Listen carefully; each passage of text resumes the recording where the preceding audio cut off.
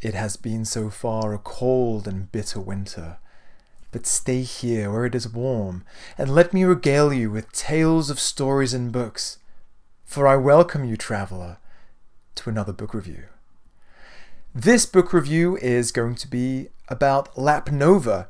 Before we actually jump in to the review, something that I noticed which made me reconsider my whole life. Since first seeing the title of this book, I've been calling it Lapvona. It was only after I'd finished recording and uploaded my video to YouTube that I decided to have a look at someone else's review of it, and the moment that they start they say Lapvona, and I thought, okay, what? I thought it was some sort of joke, realizing that I have made this mistake since beginning reading this book. The friends who lent me this book have also been laughing about my pronunciation, decided not to correct my pronunciation, so thanks a lot. If you have seen my previous videos, I struggle with names, but the author's name of this book has been so difficult. To set the record straight, her name is Ottessa Moshfegh, as far as I know. But you'll see just how dyslexic I am. I will be leaving a little blooper at the end of the video just to show you how ridiculous it is. Hopefully you enjoy my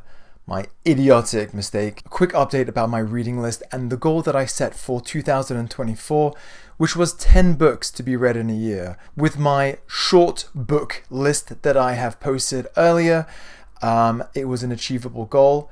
And, you know, it's not a competition, it's a journey of self-growth. I was able to throw one more book in by Arthur Conan Doyle, The Sign of Four, which was really fun to read.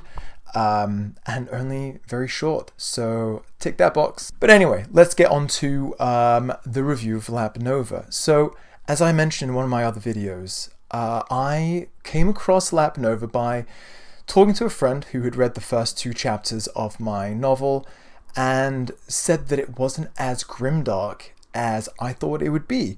And so they suggested Lapvona. It was quite gritty, it's quite visceral, and so I read it. Now, let's jump into the categories. The 4 things I'm going to be covering are prose, how it's written, characters, the world building, and the magic system. Before we start getting a bit confused, this is a medieval fiction with, I would say, hints of mysticism, not even magic, really. When I look at the world building and the magic system, I'll talk more about it, but it doesn't quite fit into the category of fantasy. As well as talking about the positives and negatives. I'm moving away from the pros and cons because prose and prose sound very similar, so I'm going to say positives and negatives. So, let's jump in. The story is about a child who is physically deformed. He's a hunchback who lives with his father, Jude, who seems to have a contentious relationship with him, between wanting to care for him but also resenting him. Marek, the son, who's only a teenager, the story really begins when Marek meets up with his cousin Jacob. They don't know they're related, but Jacob is the son of William, who is the landlord of Lapvona, the overseer, the grand noble of the place. Whether or not on purpose or by accident, Marek throws a stone at Jacob while he is perched upon the edge of a cliff and falls to his death. William is made aware of this, that his son is dead, where William adopts Marek, brings him into his noble family, and the story continues. Just a bit of an overview. The story is quite deplorable. A lot of the characters are quite grim, a lot of the events are quite dark, and it's quite a bleak and miserable story. Let's jump into prose. Now, something that I found really interesting about the prose is that I was very surprised. Totally different to what I was used to. When you pick up a medieval fiction or fantasy, you expect it to be really detailed, elaborate, laborious even, full of description. However, this novel was written in a very simplistic, very modern style. It worked for and against the story. The first thing that I have to note is that it was incredibly easy to read. Very often, like in my review about The Lies of Locke Lamora, the writing was overburdened. It became really difficult to slug through it. Lapvona, however, is incredibly easy to read. The style is quick to pick up, it's easy to digest, very easy to understand. And so that really worked in its favor. There were moments though that I wanted just a little bit more description. I'm used to that kind of flowery language, the elaborateness of fantasy and medieval writing.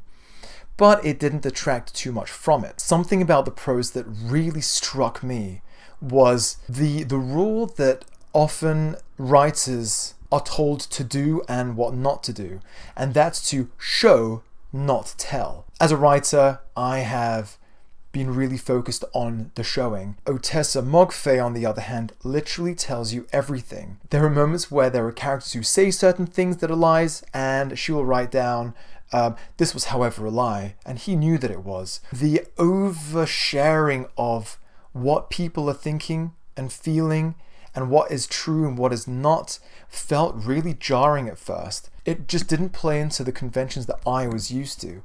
Now, again, if I'm trying to figure it out, I'm not quite sure what the point of it was. There's a chance that it plays on the fact that there is so much dishonesty in the book that maybe the narrator is trying to be on our side, to give us that look behind the curtain so that we understand the characters and the situations more.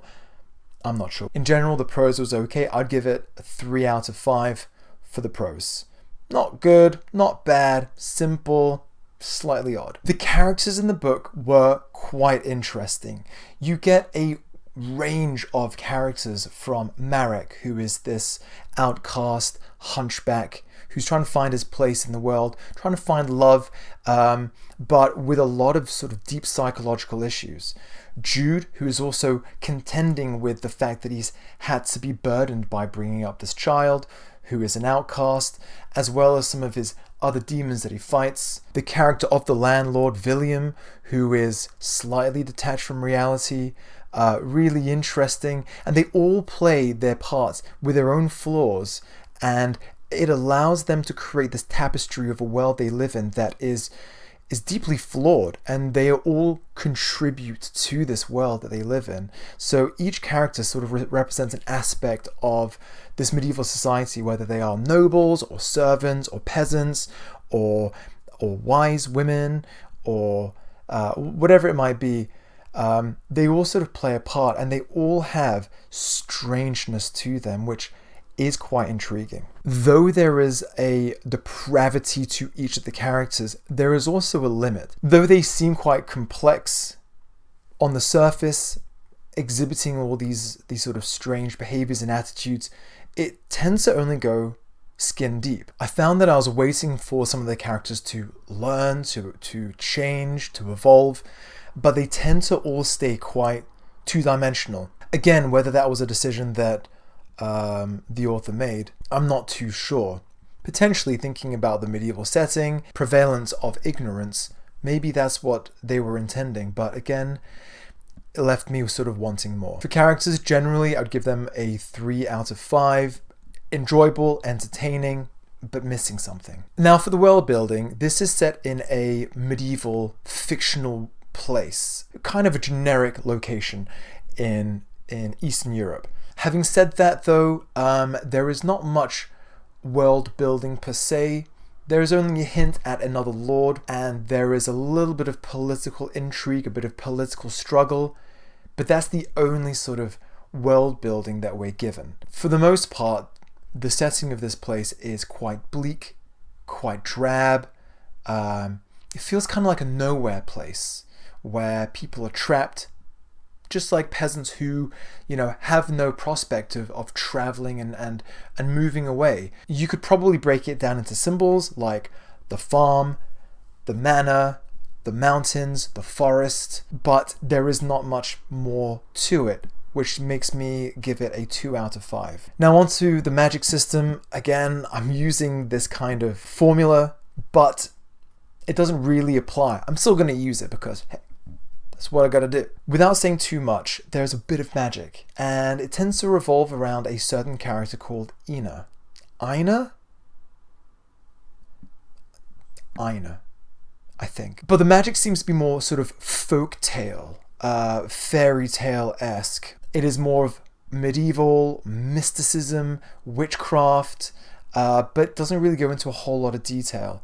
Now, there are characters in the book who suspect Aina of being a witch, and it's only sort of dabbled with. I can't really criticize it too much because it's not really a working fantasy, but the mystery that surrounds the magic is quite intriguing, though at points disturbing, slightly disgusting. But I'll go over that in the spoiler review of Lapvona. On to the positives. Now, there's a few good things about this book, which I really enjoyed. The first thing that a lot of people I've spoken to who have read it said that it's so easy to read. I blasted through it, wanted to keep picking it up, wanted to find out what was happening. Another aspect is the grimness. Now, a lot of people shy away from how visceral, how disturbing or grim this book is. I loved that aspect, and in fact, I kind of wanted more. For the most part, people are quite morbid and macabre, and we want to find out why and how, and we want to see more of that.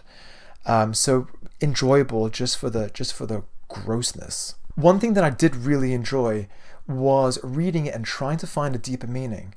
Now, this is a double-edged sword. I was trying to find what the deeper meaning was. I was looking for hints as to, is there a message? Does it reflect our lives? Is there something deeper going on?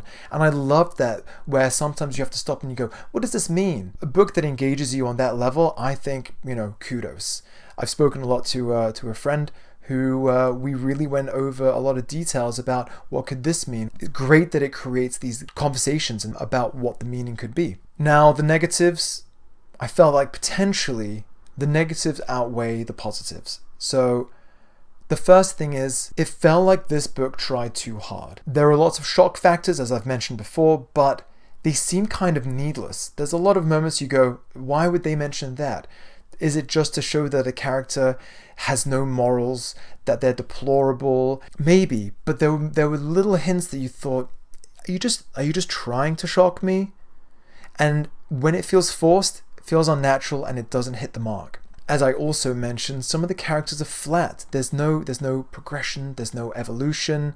They sort of stay stuck in their own kind of rut. The prose generally is quite bare. Though it's easy to read and makes you want to read more, there were moments where I was lacking something, a little spice, keep me entertained with a bit of flair.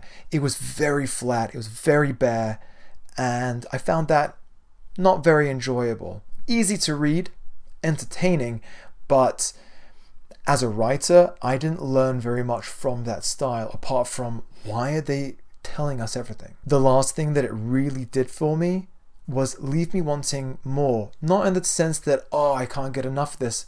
I was expecting more. I wanted her to do more with the characters, with the story, with the conclusion, some message, and it felt hollow. It seems like they're on the tip of something big, a big revelation, and it just doesn't get there. Overall though, I think I would give this book a 3 out of 5.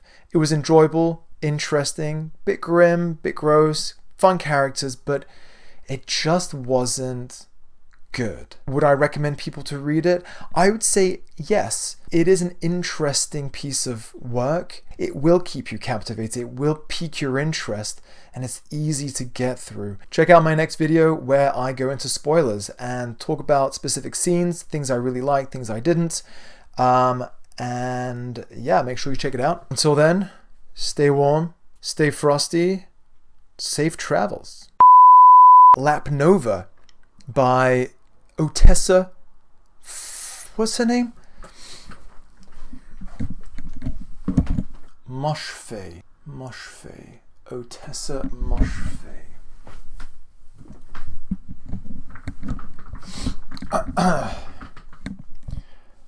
By Ottessa Moshfegh.